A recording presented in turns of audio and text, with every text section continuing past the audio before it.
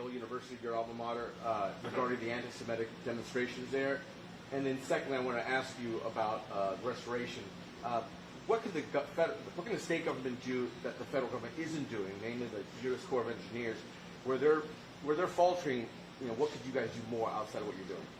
Well, first on what's happening in these college campuses, if I were in charge, I would send the Justice Department after those universities, because this is unacceptable to have this type of anti-Semitism where it's not just bad speech.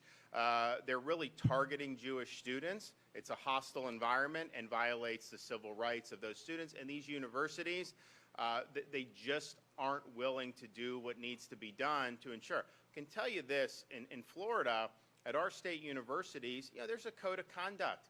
You have a right to protest and stuff, but you don't have a right to harass other people.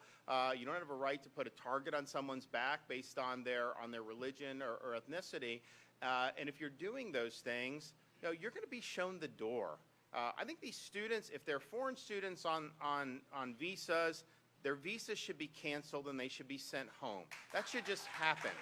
Second, if it's students, American students, and they're violating code of conduct, you start expelling people, the behavior will change. Right now in higher education, particularly in those schools up there, the inmates run the asylum.